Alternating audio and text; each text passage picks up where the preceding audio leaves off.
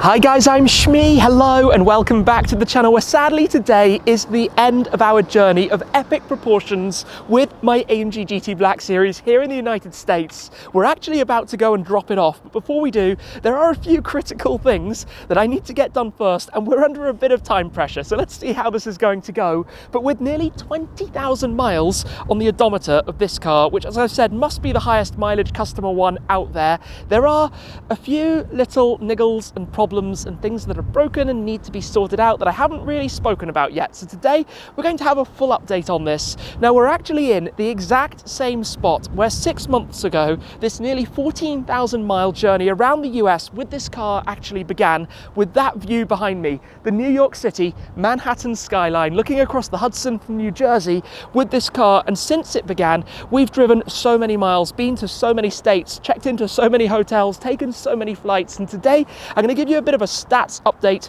on what we've done with this, because it is really quite ridiculous to be honest. But then we need to go and get it dropped off, and to get it dropped off, one, it needs to be a bit cleaner than it is currently, and two, it needs to have a little bit less fuel in it than it does at the moment, which means I need to go and burn some of that off very quickly because the place closes in a couple of hours and we've got quite a bit to do. So let's hop in the car, it's pretty windy as you can tell, and go and get on with everything we've got to get sorted to send this car back home.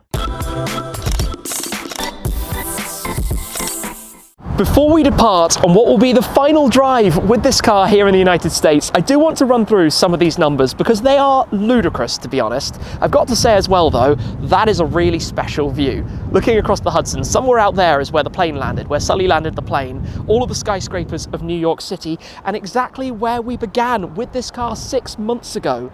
Believe it or not, since then it has driven 13,800 miles on the nose, and we've got another 50 or 100 or so to go today. In fact, we are on 19,377 miles. It is a little bit silly, but it's what a car like this is for. So almost 14,000 miles since it touched down over here. Now in that time, we have driven through, get this, 29 states, plus Washington, DC. This car has been to more than half of the states in this country, which is probably more than most people in the country have even been to, but it's what it's for adventuring. We have stayed 91 nights, checked in to 43 different hotels. That's a whole lot of hotel hopping. We've had 8 long-haul flights. That sounded quite cool. Not bad, a whole lot of turbo sound. We've had 8 long-haul flights, we've had 7 short-haul flights. In this time, I have filmed 85 YouTube videos, 85, which have 25 million views and counting, thanks to all of you guys for watching them. And our short-form videos across everywhere have done over 100 million views from this trip alone. Absolutely crazy, so thank you to all of you guys. But let me get this started. As I've said, it is really quite cold here, but time to go for our last drive, to go via a couple of stops and to try and burn off some of this fuel and hope we're going to be able to make this work. So let's go. This is it then, the last drive. The last start, actually not technically the last drive, because we're going firstly to Lamborghini Paramus and then to where we're going to be shipping the car back from. But the last bit of familiarity with driving this car over on North American roads. So let's get this journey started though. As I've said, we are very behind schedule. Time is against us and we've got a whole lot of things to get arranged before we go. As you will see, we've got almost half a tank of fuel and that needs to be down to under a quarter, and we're only driving about 50 miles. That doesn't really add up. It needs to be a whole lot more than that. Watch the dips. The roads here are so chopped up and bumpy, but hey, you get used to that. It's been unreal driving this car here. I gotta do it. I gotta get rid of this somehow. I gotta get it a little bit lower. This is when every little bit of traffic that we have, and it's the afternoon of a weekday, we're going to have a lot of traffic. It's just unbelievably irritating because we don't have time. I've just been working it out and we're gonna get there a couple of minutes after they close. So I'm hoping they're gonna be kind enough to just hold fire for us for a moment. Fingers crossed. In the meantime, I'm basically holding second gear and I feel a little bit antisocial for it, but I don't really have too much choice because I need to get this. They could siphon it out. They could siphon out some fuel and then make sure that I've got it down to the amount that it needs to be. But I feel like if I can kind of burn off a little bit more, then it would be wrong not to. And at the end of the day, listen to this. Like, it's quite fun. It's quite fun, the noises that this thing makes. Somehow it's 11 degrees Celsius today, which is like 50 Fahrenheit. It feels way colder It's brutal. It's the wind mostly though, to be honest. Anyway, like I said, we've had so much fun driving this car here. Nearly 30 different states. It's been to so many places. Circuit of the Americas, Podium Club in Arizona, Willow Springs also in California. 3 different racetracks that I've driven with it to top, onto having already driven at the Nürburgring, at Donington Park, at Yas Marina, at the Dubai Autodrome, at plenty more to come in the future as well. Yep, over some of the bumps, because the roads here are less than fabulous, we can say. This is like prime example, just potholes everywhere as we get to a smoother bit of tarmac. But it's been one of those journeys that took so much planning. We've met so many people along the way. Like, it's almost impossible for me to list everybody that I've met with, but some videos that I hope you guys have enjoyed as well while we've been kind of at it. It's going to be strange not having it here, but as you know now, there is a plan for what is going to be out here. The next US Shmeemobile, should we say. And you know, there might be another car from the garage that will come out temporarily at some point soon as well. Well, we're still in traffic, but there's Lamborghini Paramus, where we've joined a number of events, actually. And, oh, no, watch out, somebody joining the carriageway just there. We have to do some kind of loop up here. But hey, a loop, oh, and a little bit of a tunnel bridge. Will this work? Wait for it, wait for it. I've got the timing of that down. When you've done this many miles in a car, you know it really quite well. I always believe that these things are meant to be driven, and you know, this kind of mileage is perhaps to an extreme, but it means that I feel I know the car so well. You know, we've driven it splitter extended at the racetrack. We've had, multiple sets of tires, because I had a puncture as well. The original Cup 2Rs lasted me a lot longer than I thought. Then we changed them in Utah when the snow came to regular Cup 2s. And we're actually still on those rears, but we've had to change the fronts again when I got the puncture, because you should always change them in pairs on a high performance car like this. So we have had 3 part sets of new tires, if you will. Probably going to be a whole lot of nice Lambos down there. Doing all right. We're a third of the way down to a quarter of a tank. That's a little bit complicated, but that's my main focus at the moment. And the guys here have arranged a way that we can get this cleaned up very quickly while we take a little nosy around and then prepare ourselves for everything that comes afterwards and the massive time pressure we're going to be under. It is pretty busy here, but we have made it through. Urus, Alan, the legend. Hello, sir. How you doing? Good to see you. Check this out. Urus. Hurricane, Gallardos. Yes, very cool. Oh, look up ahead, SVJ. Is that Mr. Loan Shark's SVJ? It is. That's Chris's SVJ. Seen and filmed with that car a fair few times. But anyway, we'll make our way through here. Those look lovely, don't they? Look at these little things. Very nice. Very, very, very nice. Right. Squeezing through.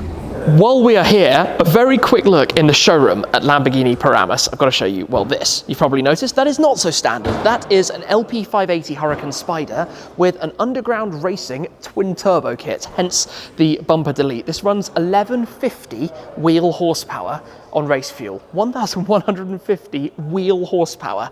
And it's a little bit crazy, I imagine, to drive. Next to that, we have a more regular LP580 rear-wheel drive, still with the wing on the back. A very, very nice Diablo VT. The paint color on that is awesome. And next to it, the metallic gold SVJ Roadster, one of 800. Behind me, we have an Evo rear-wheel drive, the facelift update, of course, of the rear-driven Hurricanes. And if I spin the camera around this way, we have a new Urus S. The first time I've really taken a look at the new S, which launched pretty much right after the Urus Performante, shares a lot of the bodywork, really. A couple of changes, obviously, between the two, but this has, well, still a carbon hood, but this time painted as opposed to exposed, as you have on the Urus Performante. That's right outside, in fact. But I'll show you the interior quickly. I've got the key to the car right here.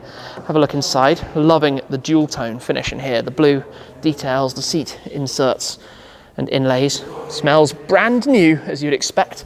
The tamburo for your mode selector in the center in the Urus. And I'm also going to beeline over here past the other Evo rear-wheel drive, because I love this. The diorama of Lamborghini Paramus at a tiny scale. This is literally the layout of the dealership as we're looking at it, the showroom, service behind, and the parking spaces we drove past outside when we were navigating kind of around here. The race car, the Super Trofeo down there, is where the Urus Performante is outside. Love that kind of thing. The car is looking beautiful, parked outside at the front alongside the Urus Performante, but I've just been having a bit of a think about everybody that we've filmed with during this tour, and I apologise if I've missed anything, but this has been amazing. We have filmed with the Triple F Collection, Whistle and Diesel, Unspeakable, the Stradman, Rob Dahm, Manny Koshbin, Hamilton Collection, Team Carnage, Nico Leonard, DDE briefly with Nico as well, Hoovy's Garage, Eddie X, JR Garage, Wildcat, Vin Wiki, Matt Armstrong, Tavarish, NMLZ, Chris Fix, all absolute legends. It's been the most amazing community, if I could put that together, meeting so many people over here during the trip, plenty of people for the first time ever as well. But like I say, time is so against us. We need to hop in, and I still need to tell you about all the different things that need work and sorting out on this car. Yeah, let's go. This is where I have to apologise a little bit because the Nav ETA is a little bit behind schedule. Okay, let's get out of here, back into individual mode, noisy mode, pop some bangs and crackles because we've still got some fuel we need to get rid of. And this will be the last time that we see this message, the traffic sign assist inoperative, because it pops that up when we're here in the USA because obviously it can't read the traffic signs here. This is a really busy road with a whole lot of traffic, but hopefully we can make some progress. First gear. Oh, it didn't pop and bang. It is still very warm, but it didn't do the I need to burn some more fuel. That is not a problem you'd normally have. Ford dealers everywhere. That's why the tour we did with the GT500 was so simple, because we could have it serviced a few times along the way. Yeah, I'm a little bit concerned about this. A little bit is a major understatement. This feels so stupid, but fourth gear around 4,000 RPM, just on the throttle off. The bangs it's making right now are probably the loudest this car has kind of ever made, but we're getting somewhere, burning it down. That's powerful. Those thuds out of the back of it. Okay, yes, it's a little bit artificial, and it's probably not the best for the car, but hey, I've driven it hard on track, right? It's not like driving it on the Autobahn flat out, or on, well, even a Kota or something when it's warm. Under the bridge, third gear, give it some throttle. That was seriously loud. We're actually taking some minutes off as well, which is nice, even though we're just kind of sitting at the speed of traffic here. That's all we can do. But yeah, hopefully I can get this down below the quarter line before we arrive in 25 miles time. Fingers and toes crossed. Check out that view of the skyline as we head back over towards Manhattan. That is unbelievable right now. And it's turned out to be a beautiful sunny day as well. The car is still popping and banging away with third gear in the traffic jam. We're actually really getting this down. The fuel bar down there is actually down now almost to a quarter. But I suppose every bang is a little drop of unburnt fuel igniting on the heat of the exhaust. So it makes sense on paper. The exhaust on the car in front of us is sitting like an inch off the ground. I don't know if you can quite see that with the shadow. That must be banging constantly on the tarmac. That's not ideal. Oh well. We're near Newark Airport. In fact, that's Newark Airport, but we're also near the Port of New Jersey, which is where you have a ton of containers. Exactly as this car came out to the United States, it will be loaded into a container. It's actually going to be in a 40-foot container, which can fit 2 cars. You can build a contraption inside and even stack them up, but it will be a 2-car shared container. I don't know what the other car will be. It could be anything, but this has been arranged through My Car Import, who have done a whole load of things. They brought my GT500 to the UK and got it registered. They were involved in the Zenvo as well. They sent this car out this way. They imported my SLS Black Series. So they're going to be responsible for bringing this back through their partners out here, West Coast Shipping, who also had the base in Florida, where I dropped off the GT500 and where this was originally collected before it was shipped up here for me to pick up and then start our journey in the United States. So it's been around a little bit, this car, but it's funny to think that it literally goes into one of those massive boxes. You can see some of the half-size 20-foots that it came out in and some of the double-size 40-foots, as I need to get out of the buses and carpool lane. Maybe that's only the left lane. I think that's only the left lane. But in other good news, actually, check this out. We are down to a quarter. We have the magical quarter that we need. I'm going to keep trying to just burn off a little bit more, even though we've only got 8 miles to go, because it'd be better to not be completely towing the line in case it gets parked at a hill and then some customs officer or something sees it and goes, that's not allowed. But we have done pretty well, and we've taken off about 10 minutes as well, as we go straight past the airport, which we are shortly going to be flying out of. But anyway, for the time being, this has been pretty smooth, considering. The good news is that we have made it. The bad news is that this is the last 0.1 miles. 0.1 mile driving in the United States with this car. I think, yeah, this is West Coast Shipping, we've been in contact, very kindly made it possible to just hang tight, that we can get this tucked away before the day is out and ready to be loaded into the container. But yeah, this is it. The end of a marathon journey, 19,429 miles. And there we have it. But let me step out, because I need to run you through some stuff before we say farewell to the car. Well, look at this in the sunshine. What a cool looking car. The next time we see it, it's going to be back in Europe. Now, the fans are running at full pelt, and if you're not familiar with why they do this, it's quite interesting. The radiator is positioned leaning forwards, which means at a standstill with no airflow through it, it's not as effective, which means it has to run at full speed, even while you're not moving anywhere, to make sure it cools the engine. So it runs for like 5 or 10 minutes after you stopped, but a specific thing that happens as a result of the very clever radiators that are incorporated from the AMG GT3 race car. Anyway, let's take a look around this. The obvious one I'm going to talk about is PPF paint, because you drive this many miles doing a ton of convoys and track days and just being around these kind of things, stuff's going to go wrong, like the windscreen, which we'll get to in a moment. And obviously, as a result, we have a couple of little marks to the PPF. Now, only 1 or 2 of these are a tiny little stab pinprick into the paint. The front is all actually looking amazing, thankfully, because there's so much of a front grille. There are very few body panels that face forwards, so it's not particularly vulnerable. But obviously it will be going to Topaz. We'll be replacing the PPF on the flick here, for example. We'll probably replace the front bumper PPF.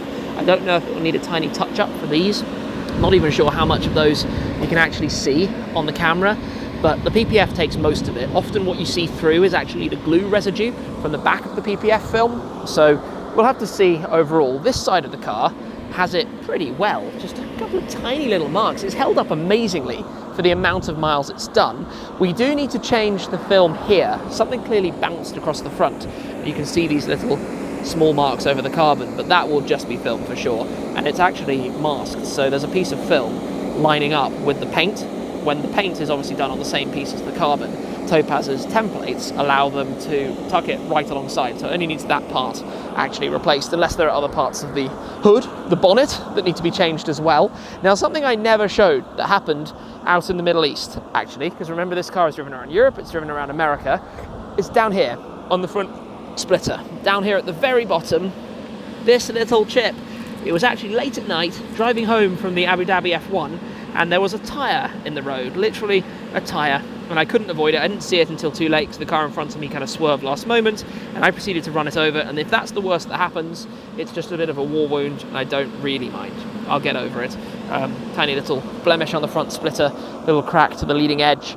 The vanes underneath the car, it has a ton of turning vanes. I'm not sure if we can see these actually, but all of these aero pieces, thankfully they're all soft plastic, so they've kind of survived the ordeal. They look a little bit worn when you pop it up in the air, but ultimately they bend, they're flexible anyway, so they don't really matter. There are loads of them underneath the car, which is kind of funky, but hey, that is what it is.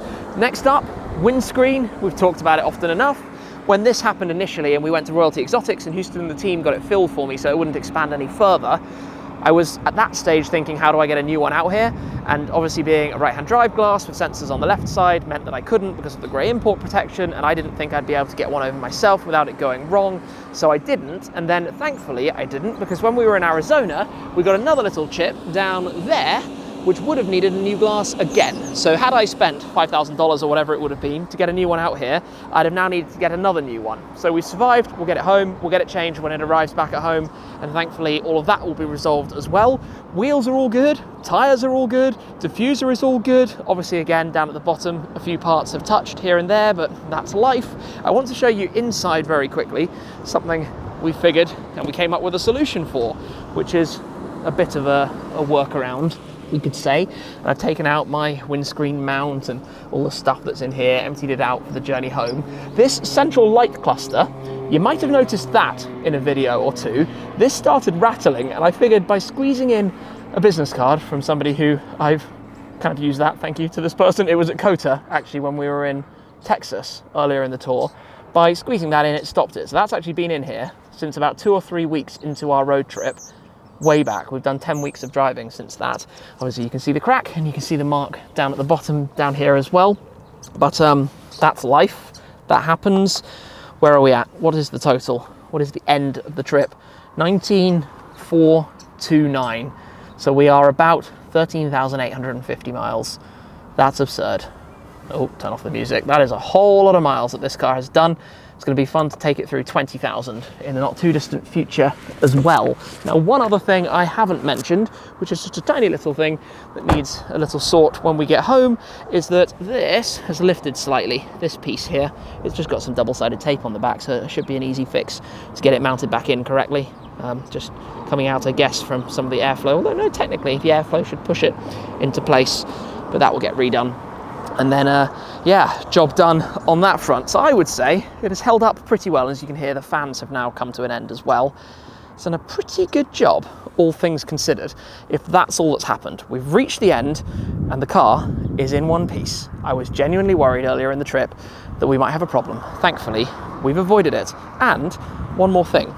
And that, believe it or not, is that over this whole trip, 14,000 miles, a whole load of time here in the United States, I don't have a video to share with you of being pulled over. Somehow, despite the UK registration, the steering wheel on the right-hand side, I don't have a explanation video of showing a cop out here how it works with the paperwork to import it.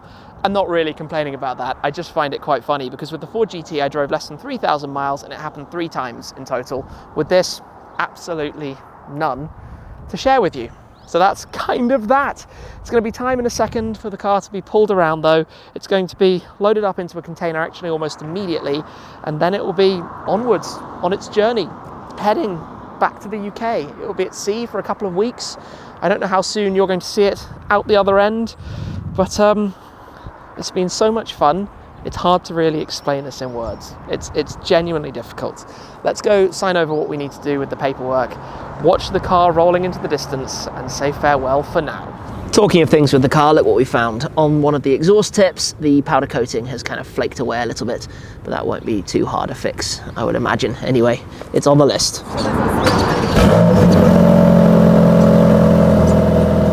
And off it goes. Ready to be tucked away. It's going to be sailing very soon over to the UK. And as the sun sets over New Jersey, that brings us to an end of the United States GT Black Series tour. What a phenomenal tour it's been. As I said, meeting up with so many people, meeting so many of you guys at the different events that we've been to along the way. We've been to so many places in this ginormous country. It's hard to think about this from a European perspective, but New York to LA is further apart than the whole of Europe, basically, from the UK to Greece or something. It's a massive, massive place, and there's so much to see. The change in scenery, culture, the environment, what you're seeing around you, the weather conditions. We've had Miami in 30 odd degrees Celsius, and we've also had snow even on the way to Las Vegas, and even in Texas as well. So many flights, so many different hotels, so much going on, so many videos, and so many thanks from me to you guys for being part of it as well. I'm very much looking forward to unloading this car at the other end, back at home, back in the UK, to start another adventure I've got in mind for what we could do with it. Another place to take it to next. But that's it for this time. It's safely in the hands of West Coast Shipping and also My Car Imports. It's going to be home in no time at all. Thanks again, guys, and I'll see you very soon. Cheers.